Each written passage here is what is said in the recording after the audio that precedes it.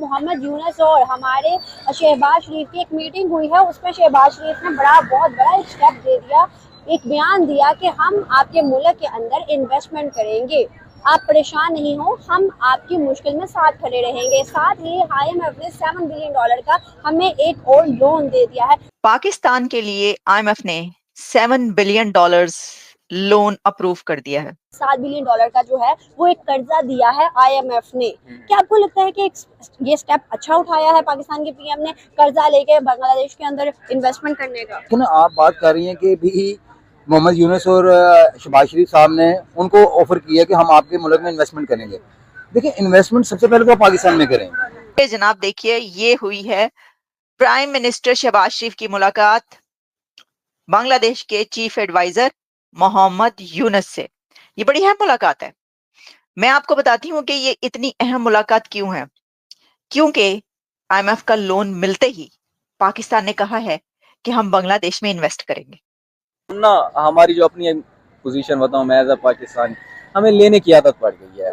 हमने उससे लेना है, हमने UAE से लेना है, हमने सऊदीया से लेना है, गल्फ कंट्रीज की बात हो रही है, हमने IMF से लेना है। वालेकुम अस्सलाम सर, कैसे हैं आप? अल्हम्दुलिल्लाह, मैं ठीक हूँ।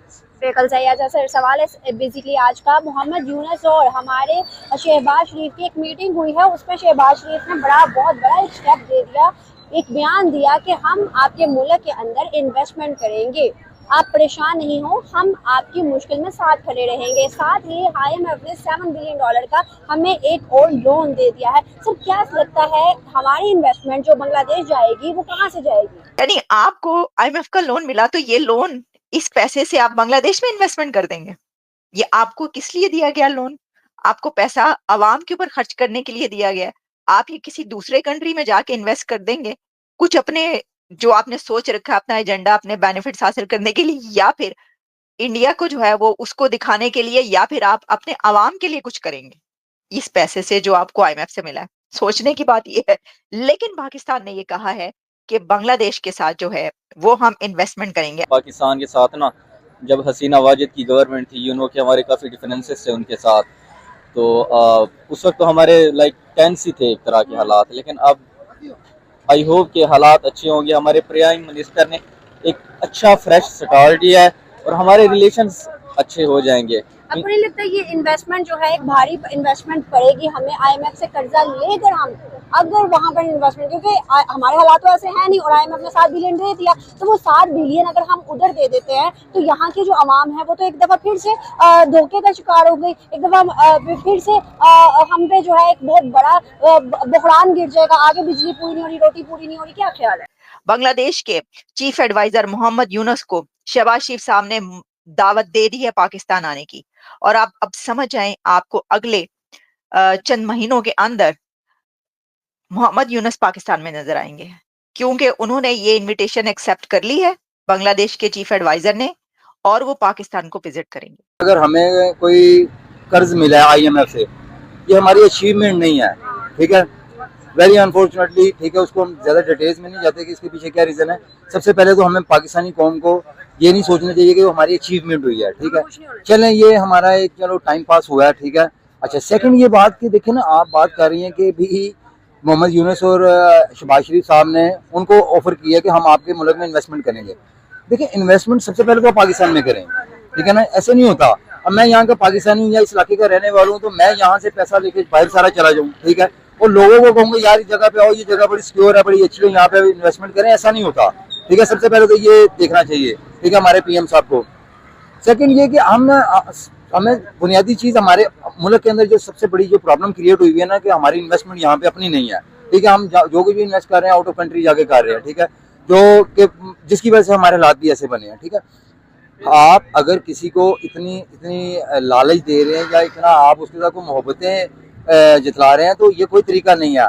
आप सबसे पहले पाकिस्तान में इन्वेस्टमेंट करें, यहाँ पे इन्वेस्टर लाएं, ताकि जहाँ के लोग बिजी हों, ठीक है, यहाँ का जो एम्प्लॉयज है वो बिजी हो।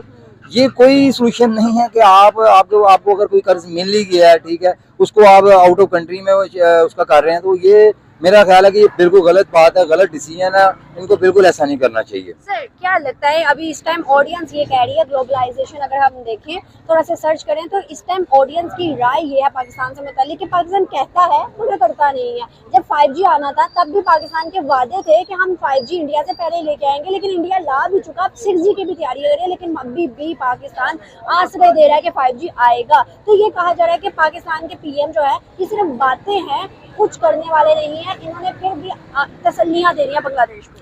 हाँ देखें, आपके सवाल के अंदर ही आपका जवाब भी है कि देखें ना, अब वो वक्त नहीं है कि आप सिर्फ बात करें और बात हवा में उड़ जाए, लोगों के कानों तक पहुंच जाए, उस पर अमल हो या ना हो। ये आईटीज का दौर है, ठीक है। अच्छा देखें, आईटीज में आप कहाँ पे खड़े हुए हैं, मतलब वेरी अनफॉर्चुनेट कि हम कहाँ पे खड़े हुए हैं। ये जहाँ इंडिया है ना, देखें मैं इंडिया की बात करता हूँ, हमारा हमसाया मुल्क है, ठीक है। वो देखें आईटीज में इस टाइम कितने नंबर पे हैं और उनकी अप्रोच कहाँ तक हो गई है, ठीक है।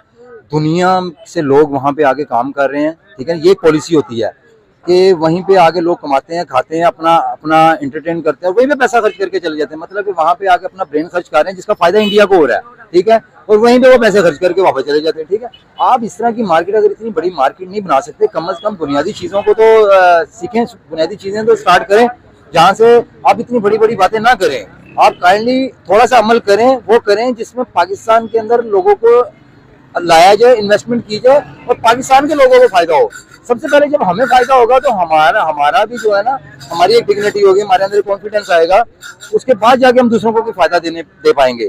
ये तो सिर्फ बातें ही हैं। माजरत के साथ मुझे बड़ी तकलीफ हो रही है ये आपके इस सवाल का जवाब देते हुए कि हम बातें इतनी बड़ी करेंगे, हमें कर्ज मिल गया, कर्ज लेके हम दूसरे की कंट्री में वो इन्वेस्टमेंट करेंगे। क्या ये सिर्फ झांसे हैं मेरे नजदीक।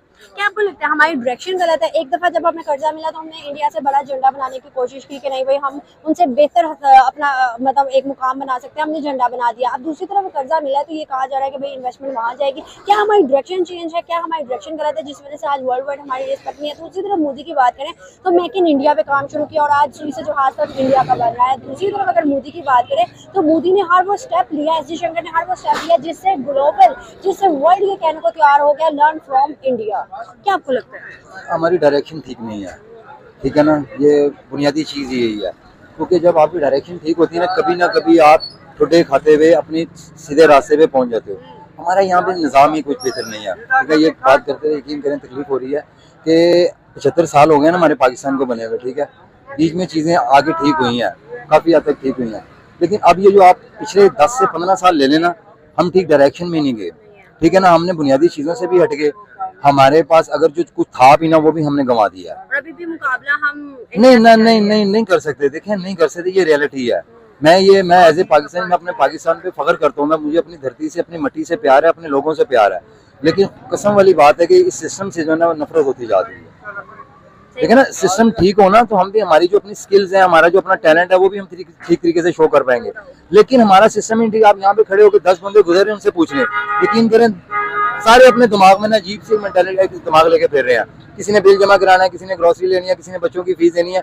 जब हम इन्हीं चीजों में फंसे रहेंगे तो हमारा जो अपनी स्किल्स है, जो हमारा टैलेंट है, वो तो नहीं हम परफॉर्म कर पाएंगे। वर्ल्ड वाइड कभी भी हमें कोई जान नहीं पाएगा। अभी देखे ना, हम कहते हैं कि भाई इंडिया ये है, इंडिया वो है, इंडिया दुश्मन है, इंडिया सलूक करता है मुसलमानों के साथ, लेकिन अभी हम जितने मल्टीनेशनल देख लें, सीईओज देख लें, हम पीएम देख लें, 5 से 7 वो वर्ल्ड वाइड इंडियन है।